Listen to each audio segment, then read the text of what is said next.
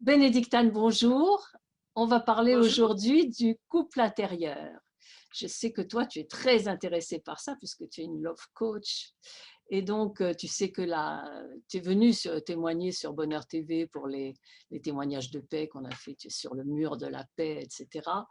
Et tu sais que la paix, enfin, tu le sais mieux que personne, ça vient de l'harmonie entre les énergies masculines et féminines, l'harmonie intérieure comme extérieure, entre le yin et le yang, entre ces énergies-là. Et chaque fois qu'il y a des problèmes sur Terre, d'ailleurs, c'est qu'une de ces énergies n'a pas été respectée. Et généralement, ce sont les énergies féminines qui ne sont pas respectées comme il faut. Donc voilà, quel conseil tu donnerais pour réharmoniser tout ça, aussi bien à l'intérieur de la personne que dans le couple, puisque c'est ton métier? C'est amusant parce que quand j'avais été interviewée par toi pour la paix dans le monde, j'avais dit si on commence à être en paix entre Oui, soi et soi, c'est le début. exactement, C'est exactement exactement. comme les gens qui font le tri, tu commences à ton humble niveau à faire quelque Ouais, chose pour que ça rayonne. ouais. Et effectivement, souvent les gens sont déjà en conflit avec eux, donc en conflit à l'extérieur. Et la cause de conflit, c'est de ne pas avoir été reconnu par ses parents ou par les gens qui nous ont élevés. Ce qui fait que ça crée des gens qui sont soit plutôt dociles et qui sont au service et qui essaient de faire plaisir pour obtenir de la reconnaissance, ou qui au contraire sont là, comment vous n'avez pas voulu de moi, vous allez payer, je vous préviens, vous allez payer. Donc tu as soit des gens qui sont en train de rechercher le conflit, donc la version canalisée, c'est tout ce qui est syndicaliste, homme politique, quand ils sont bien sûr bien engagés, donc en Mhm. fait ils règlent l'injustice de leur enfance à travers un débat, en fait, à travers un combat sans nom, un combat qui n'en finit pas. Et puis, tu as donc les gens qui passent leur vie à s'excuser d'exister. Et du coup, ces deux polarités, donc la polarité féminine qui est plutôt la polarité yin et le côté accueil, tu vois, gentillesse, etc. Et à l'intérieur de chaque individu, et la polarité masculine, donc le yang, est aussi à l'intérieur de chacun de nous. Donc en fait, on est tous avec du yin et du yang. Le yin, c'est donc tout ce qui est les idées, l'accueil, la douceur, la parole, parce que c'est ton truc, la parole. Euh, La réceptivité, et Créativité. l'autre, c'est l'action, voilà. C'est L'activité, pas plus loin voilà. que ça. J'irai plus loin. Le yang, c'est l'action, la direction, Mm. l'intention et ce que j'appelle la méthode Terminator, c'est-à-dire là. Et que si tu déblaies pas devant ta porte, tu te retrouves avec des parasites partout. Et en fait, tout le problème d'un homme, c'est d'être légèrement plus yang que yin. Donc son yin doit être au service de son masculin. Et tout l'enjeu d'une femme, c'est d'être légèrement plus yin que yang. C'est-à-dire que son masculin soit au service de son féminin. Et quand tu as des femmes qui sont, tu sais, les fameuses femmes qui sont supposées faire peur aux hommes, Mm. les exécutives women, en fait, ce sont des hommes à l'intérieur. Mm. Tu vois, un peu comme le bounty qui est blanc à l'intérieur. C'est, en fait, elle a l'air d'être une femme physiquement, mais à l'intérieur, elle fonctionne comme un mec, elle pense comme un mec. Et le seul endroit où cette femme peut commencer à s'apaiser, c'est précisément dans l'intimité et dans la sensualité. Et là, elle peut redevenir une femme. Mm. Et le problème de ces femmes, celles qui sont supposées faire peur aux hommes, c'est qu'elles aiment les hommes qui leur ressemblent. Donc, conclusion, tu as deux yang qui sont en conflit, qui et qui sont là en train, dans la jalousie, dans vouloir dire le dernier, ils cherchent à avoir le dernier mot. Et en fait, Ah, dans la l'idéal pour une compétition, en fait, ils sont dans la compétition. dans C'est la ça. compétition, dans la rivalité. L'idéal pour une femme qui est très masculine, c'est d'être avec un homme qui a une dominante féminine. Mm. Ce qui fait qu'ils vont complètement s'équilibrer. Mais le problème, c'est qu'elle veut un homme qui lui ressemble et elle a du mal à accepter ça. Et en général, ça leur prend du temps. Mais toutes les femmes que j'ai pu voir qui étaient très dans le masculin, d'abord, ce qu'on leur apprend, c'est d'avoir accès à leur féminin pour le développer et d'accepter de rencontrer un homme différent du type d'homme qu'elles ont rencontré jusqu'à présent. Mm. Et du coup, dans l'autre sens, l'homme, normalement, il est supposé être un homme, donc de bas-ventre à bas-ventre. Et moi, j'ai beaucoup de coachés qui sont un peu castrés parce que leurs pères ont été castrés, leurs pères étaient dominés par leur mère. Et face aux femmes, ces hommes-là, qu'ils aient 25 ans ou qu'ils en aient 60, ils sont comme des petits toutous et ils acceptent d'être privés de quéquette, d'être privés de tendresse, de faire le tiroir caisse. Et donc, si on caricature, L'homme féminin est un homme qui a trop de féminin et qui ne sait pas utiliser son masculin pour aller prendre sa place. Et la femme masculine, c'est le contraire. Donc, ces deux couples-là fonctionnent, mais ce n'est pas très satisfaisant. Alors, l'idéal, c'est quand on est un homme et qu'on n'a pas assez de masculin, ben, c'est d'aller faire des groupes d'hommes et d'aller chercher sa puissance. Quand on est un homme qui a trop de masculin, qui est un peu le type jaloux, brute et peste, qui va te suivre partout, qui va éventuellement, si on va plus loin, te battre, ben, les hommes violents, c'est la caricature de l'homme trop masculin, lui, il va apprendre à chercher sa tendresse. Et si tu fais l'équivalent avec les femmes, la femme masculine donc, va chercher son féminin, comme on l'a vu, et la femme qui est trop gentille, trop effacée, qui ne sait pas dire non, elle va apprendre à dire non. Et une fois que chacun est équilibré à l'intérieur, c'est-à-dire qu'il utilise sa dominante en général et qu'il se sert de la partie un petit peu plus basse pour avancer, par exemple, une femme qui est très gentille, etc., elle va utiliser son masculin pour dire, bon, maintenant, ça suffit. Donc, soit tu m'écoutes et ça va bien se passer, soit ça va chier des bulles. Et là, l'autre va le regarder, mais qu'est-ce qui lui arrive? Parce qu'évidemment, quand tu commences à changer du rôle auquel tu as habitué les gens, c'est compliqué. Et pour l'homme, c'est au moment où il se laisse embarquer par sa fureur, sa colère, sa rage, c'est bien sûr d'aller chercher sa douceur. Sauf que quand on est embarqué par sa colère, sa fureur ou sa rage, c'est parfois en lien avec son éducation et son histoire familiale. Mais il y a quand même des archétypes qui sont réels. Tu vois, dans les stages de tantra, on fait par exemple, on met en face les gens qui se croient yang, donc masculins, et tu as parfois 10 femmes et 2 mecs, et de l'autre côté, tu as le contraire. Et quel tuyau tu leur donnes? Bah, tu as déjà, des phrases types, tu as des trucs, alors, quoi, des tuyaux. bah, déjà, si tu es un homme, quel est ton masculin et quel est ton féminin? Est-ce que tu es capable de te positionner? La caricature, c'est est-ce que tu es capable de casser la figure à quelqu'un qui te manque de respect et qui commence à sortir les points? Et la version light, c'est quelqu'un te dit, bon, bah, on a changé votre emploi du temps, maintenant vous serez de nuit, alors que tu étais toujours de jour. Je dis n'importe quoi, je pense à un infirmier coaché. Et est-ce que tu fais caille-caille comme le chien de Lucky Luke, ou est-ce que tu dis, ah mais attendez, là, il y a quelque chose que je ne comprends pas. Pardon. Alors, la première chose, quand tu reçois une vanne qui est supposée t'enfoncer là où tu ne veux pas aller, c'est pardon. Et bien sûr, de ne pas te laisser faire. Et je pense à un coaché qui m'a dit, j'ai tenu 23 minutes parce que ma copine m'avait fait un truc pervers qu'elle ne voulait pas admettre. Elle essayait de m'embrouiller. Et là, il a sorti son bas-ventre et il a tenu 23 minutes jusqu'à ce qu'elle dise oui, bon, effectivement. Et comme par hasard, le soir, elle qui se refusait sexuellement, elle lui a fait l'amour comme une déesse. Donc, l'homme doit être obligé d'aller chercher de la puissance pour tenir tête à la femme ou à la personne qui va l'abuser. Et la femme, c'est pareil. Simplement, chez l'homme, ça sera un phénomène qui sera plus fréquent, parce que l'homme a plus souvent des situations dans lesquelles il doit se positionner, parce qu'il travaille avec des hommes, parce qu'on attend ça de lui. Alors que la femme, elle peut l'avoir ponctuellement. Moi, mes coachés, elles ont souvent une boss qui les exploite, donc qui les fait bosser, qui refuse les augmentations, alors qu'il y en a d'autres qui les ont et qui sont moins qualifiés, parce que ma coachée ne sait pas se positionner. Et du jour où elle se positionne, du coup, elle a trouvé un job équivalent payé le double. Là, comme par hasard, la boîte qui, depuis 5 ans, lui refuse l'augmentation, est prête à lui donner ce que l'autre boîte donne. Tu vois? Donc, en fait, le masculin, c'est ce qui te permet de te positionner, de ne pas te faire abuser. Et le féminin, c'est ce qui te permet d'arrondir les angles, d'éviter le conflit et de mettre de la douceur dans un conflit. Tu vois, par exemple, quand 2 conducteurs se rentrent dedans dans la rue, il y en a un qui sort avec une batte de baseball et l'autre commence à sortir avec sa carabine, je caricature évidemment. Là, on est dans 2 masculins qui s'opposent. Et donc, pour que le couple fonctionne, il faut qu'il y ait un coup, c'est un qui est masculin et l'autre féminin, etc. Il faut qu'il y ait une espèce d'équilibre. Et forcément, si je suis moi-même équilibrée entre moi et moi, si j'ai mon équilibre dans le couple et qu'on se comprend et que, attention, tu fais ton macho, attention.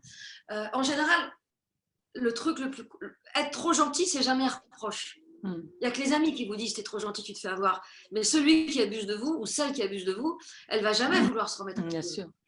Donc, c'est plutôt celui qui redevient trop dur. Là, on peut lui dire, je suis l'homme ou la femme que tu aimes, regarde comment tu me parles. Ah oui, c'est vrai, tu es l'homme ou la femme que j'aime.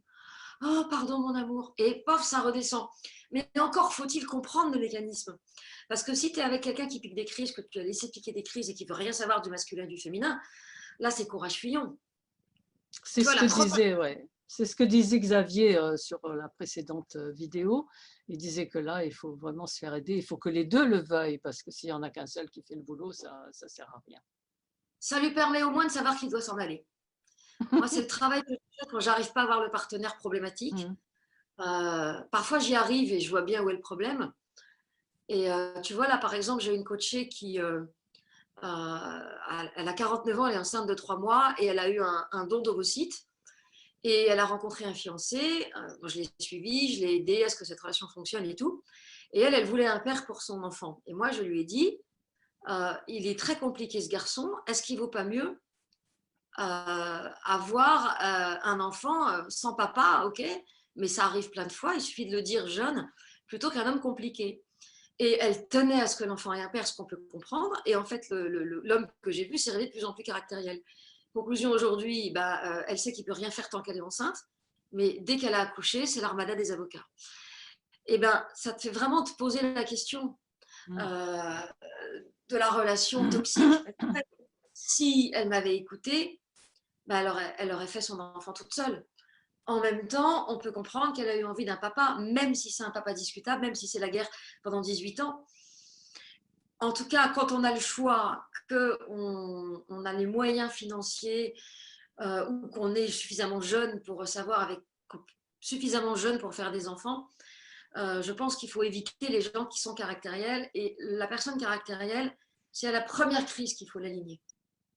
À la première crise. Parce que derrière la première crise, il y en a d'autres. Si tu acceptes la première, c'est que... Oui. Alors, pour se faire aider, il faut encore que les deux le veuillent, comme tu le dis. Et en général, il y a des gens qui ne veulent pas se remettre en cause. Et je le vois au niveau des jeunes que je coach. Tu vois, des gens qui ont moins de 30 ans, leurs parents sont complètement pathologiques, complètement toxiques, et comptent sur leur enfant pour les écouter. Donc, les mômes sont, depuis l'âge de 8-10 ans, 12-13 ans, ça dépend après des familles et tout ça, sont en fait les grandes oreilles des parents, les thérapeutes gratuits. Et ils sont coincés dans ce genre de relation. Ce qui veut que la toxicité mal soignée peut se répercuter à la génération suivante. C'est ça. C'est ça. Donc, vraiment, il y a du travail. Hein.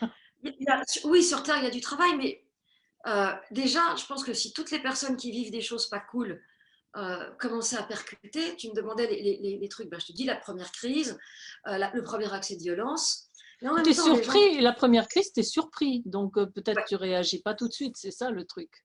Tu es sidéré, mais tu peux être sidéré. Sidéré. Après, tu es sidéré. Voilà. Et là, souvent, on pardonne.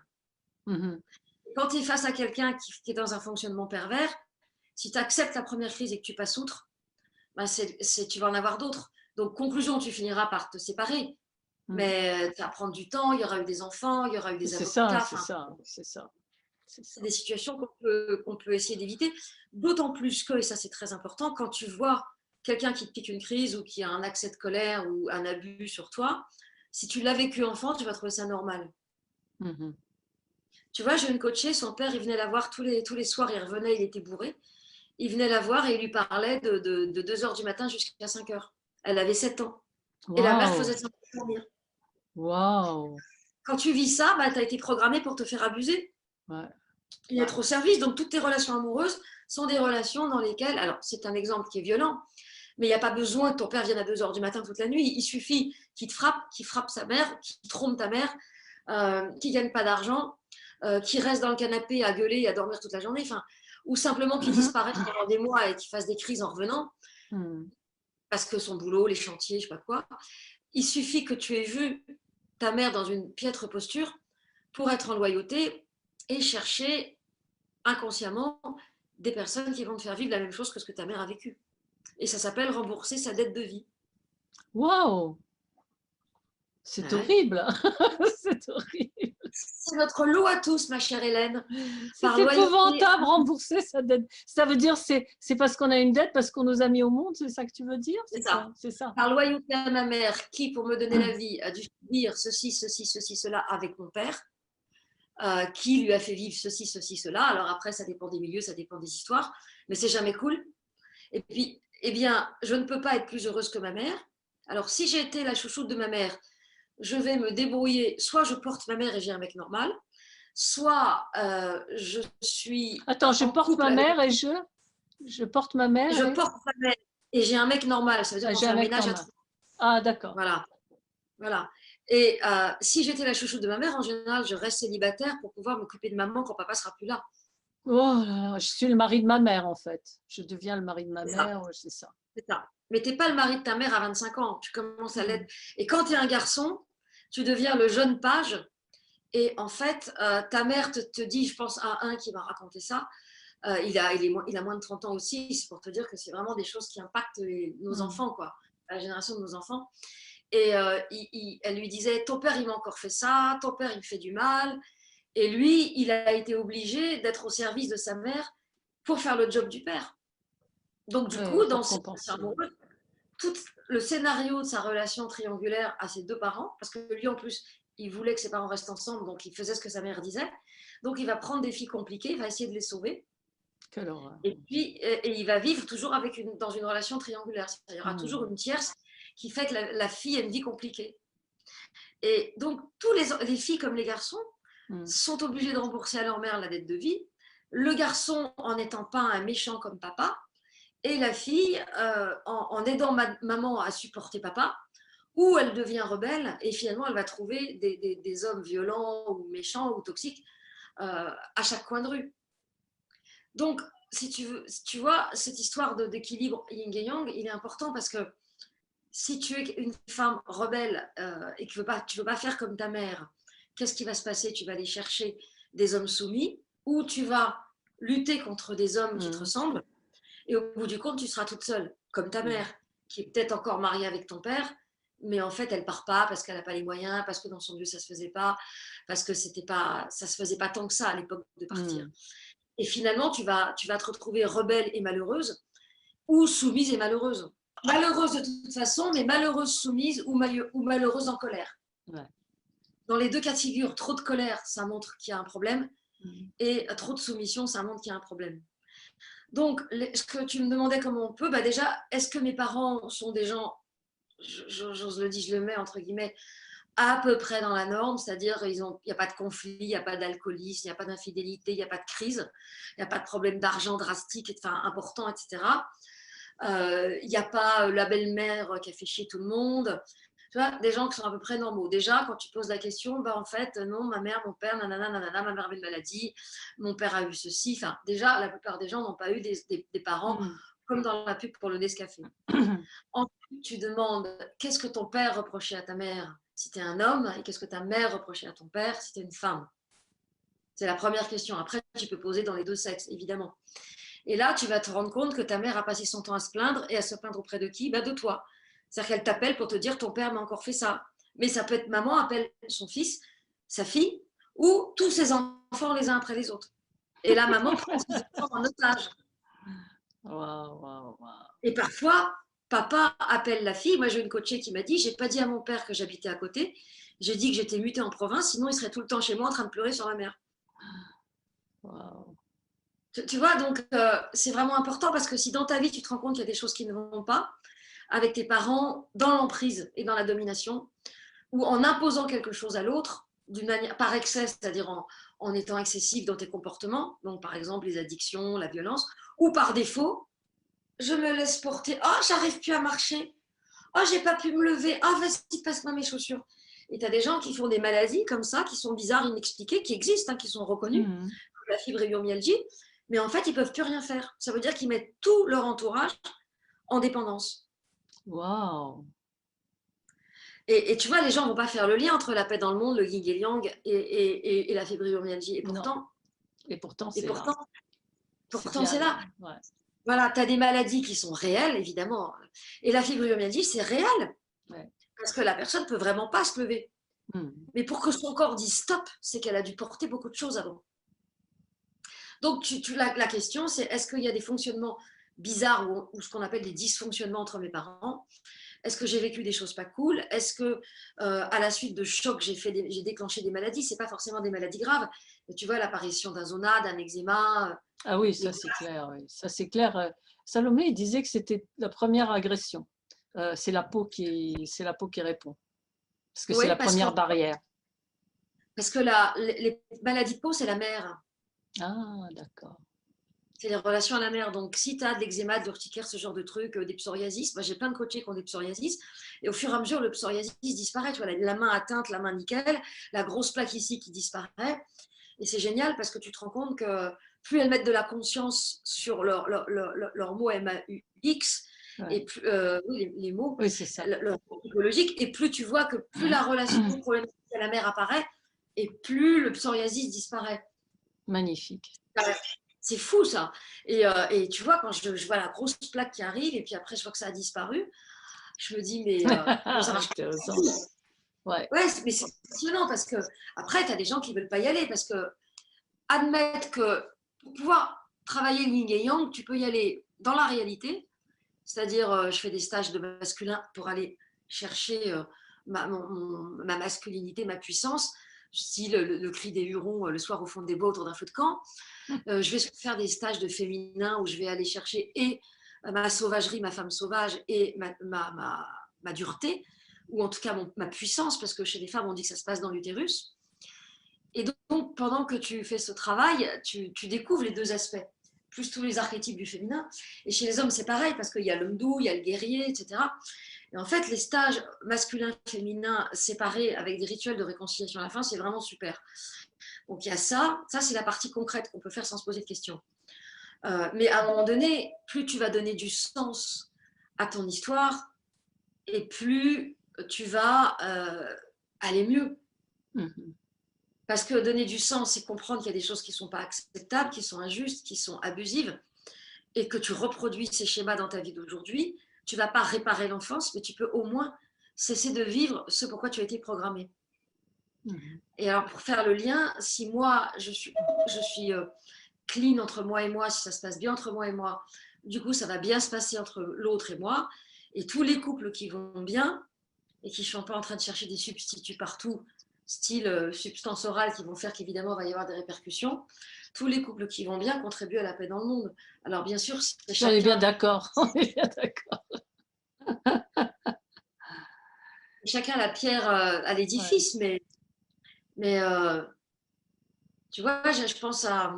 Enfin, j'ai plein d'exemples comme ça où il y en a un qui est en colère dans le couple, qui pique des crises et l'autre subit. Et quand tu arrives à détricoter l'origine de la colère, elle s'arrête immédiatement. Mhm. Oui, que tu leur Parce montres, ça vient de là. Ça vient de cet Oui, événement-là. que je leur montre qu'il y a des émotions, qu'on nettoie un petit peu, Ouais. que la personne réalise qu'en fait, elle fait vivre à l'autre ce qu'elle a subi autrefois. Et j'ai vu ça très souvent, ça s'arrête du jour au lendemain. C'est Net, ouais. comme les problématiques sexuelles, qui sont bien sûr hyper concernées par le yin et le yang.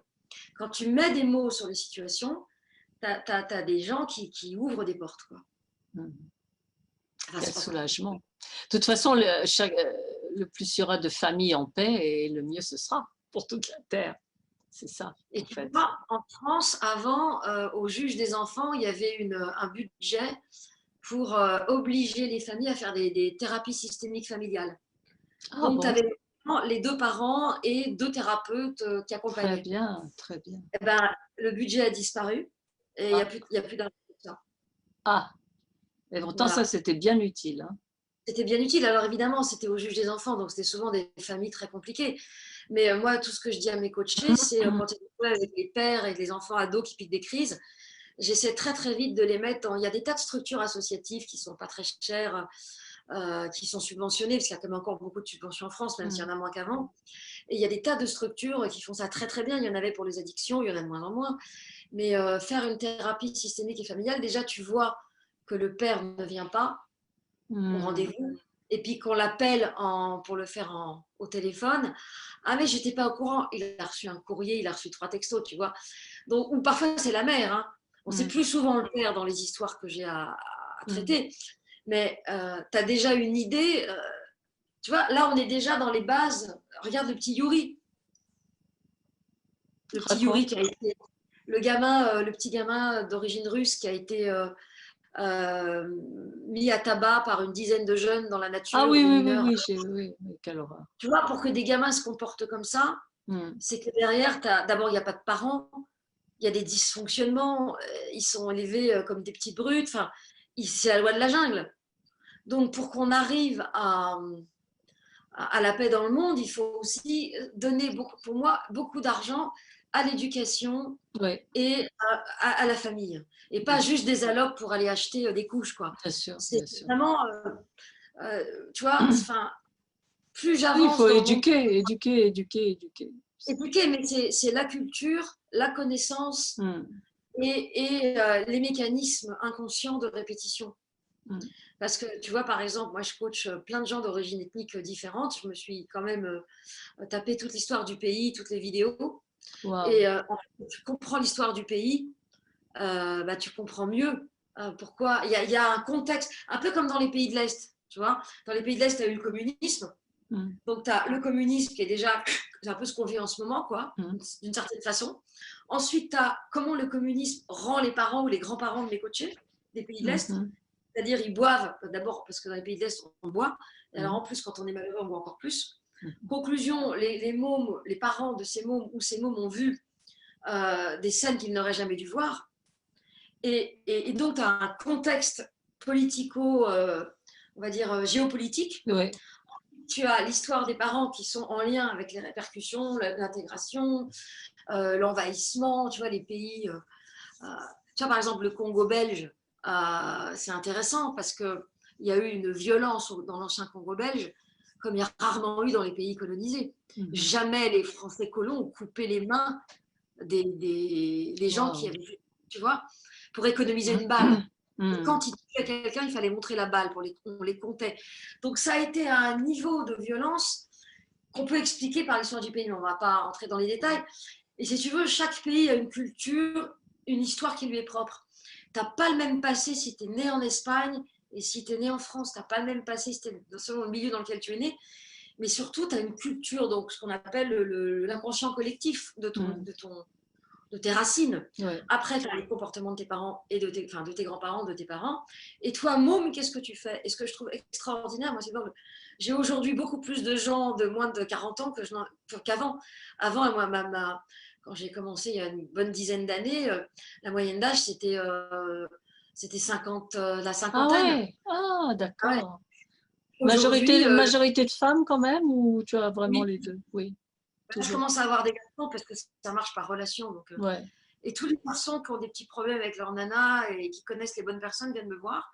Mm. Et aujourd'hui, 70% de ma clientèle a moins de 35 ans, Ah, c'est 35-40 ans. super, super. Et beaucoup de filles qui veulent des enfants aussi. Mm.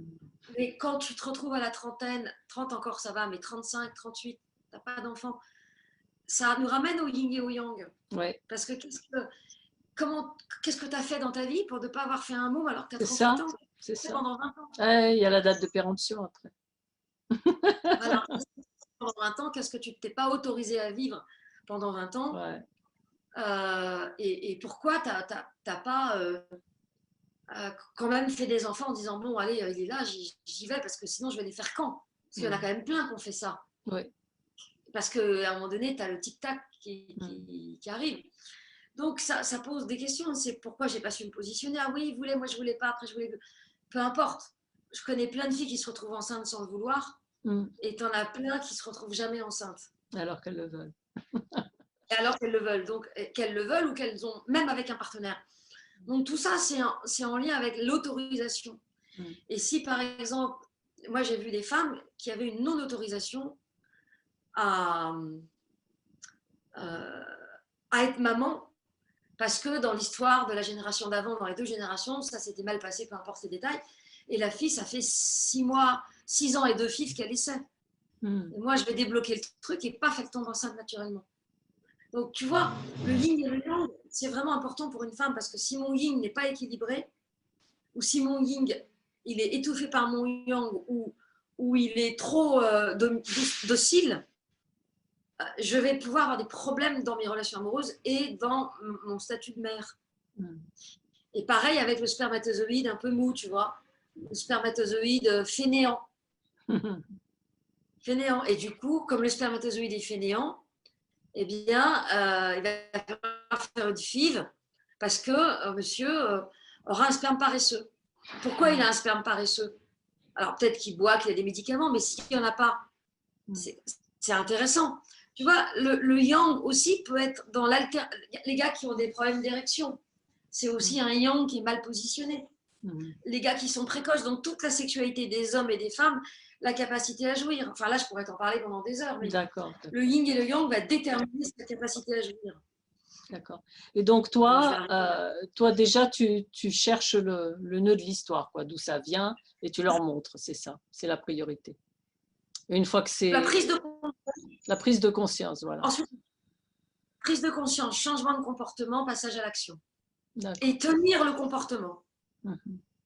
Si tu ne tiens pas, si tu commences à te positionner un jour, tu vois que ça marche et le lendemain, ah mais non, chérie, bien sûr, je travaille. Tu vois, c'est une lutte. Hein. Ben oui, mais c'est comme avec les enfants, c'est comme dans l'éducation des enfants. C'est un peu ça. L'éducation des enfants, ce n'est pas une lutte. Je dirais que c'est juste tenir le cap. C'est ça, tenir le cap. Mais il y a des fois où tu n'as pas l'énergie. Moi, je me souviens que mon fils, il voulait des journaux extrêmement chers que ses frères avaient 7 ans de plus que lui, et qui étaient sur les jeux vidéo, mais il ne savait pas lire. Enfin, théoriquement, il ne savait pas lire. Il avait dû apprendre sans que je le sache. Et il gueulait. Il était tout petit. Hein. Il avait 3 ans, je crois. Et il y avait des jours où je n'avais pas l'énergie. Je lui achetais pour qu'il s'arrête. Tu vois, ça m'est arrivé. Après, il m'a dit, mais maman, je savais lire. J'avais appris.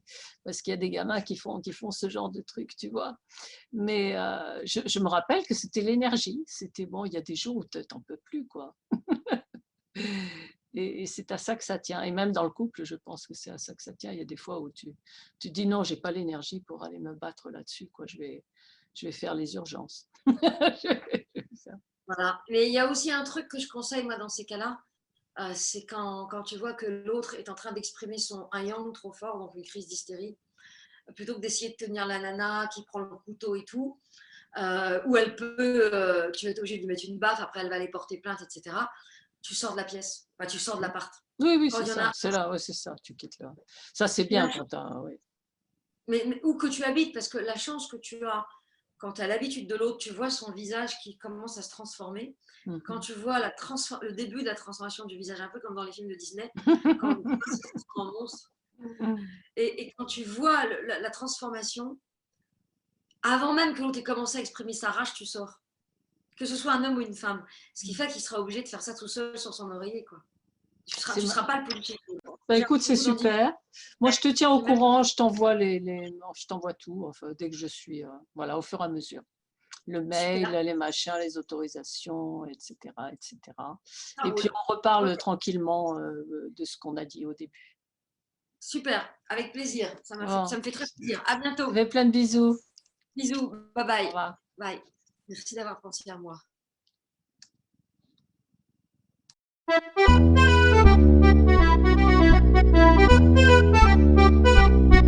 Si tu veux que je grandisse, que je rayonne ma lumière, si tu veux que j'épanouisse le meilleur en moi, n'insiste pas sur les manques et les faiblesses, n'insiste pas sur tout ce qui ne va pas. Dis-moi plutôt des mots doux comme des caresses, des mots d'amour, et je t'en prie souris-moi. Si tu veux que moi j'unisse les courants des ondes contraires, si tu veux que j'aboutisse au meilleur de moi, si tu veux que je rassemble pour toi les biens de la terre, si tu veux qu'on vive ensemble pour une vie de joie, glisse en silence sur nos peurs et nos tristesses, glisse en silence sur tout ce qui nous abat. Dis-moi les mots qui mettent le cœur en liesse, raconte-moi ce qu'il y a de bon chez moi, remplis-moi d'idées nouvelles sur la beauté originelle, sur les dons que je recèle, tu m'enchanteras. Emmène-moi sur tes ailes, trouver la jeunesse éternelle, les baisers au goût de sel qui donnent la joie. N'insiste pas sur les manques et les faiblesses, n'insiste pas sur tout ce qui ne va pas. Dis-moi plutôt des mots doux comme des caresses, des mots d'amour, et je t'en prie souris-moi. Couvre-moi d'un arc-en-ciel, prédis-moi la vie de mes rêves, tu me fais pousser des ailes quand tu m'offres ça. Nourris-moi de lait, de miel, les montagnes je les soulève, je sens que la vie est belle quand tu fais comme ça. Dis-moi plutôt des mots doux comme des caresses, des mots d'amour, et je t'en prie souris-moi. Dis-moi les mots qui mettent le cœur en liesse, raconte-moi ce qu'il y a de bon chez moi.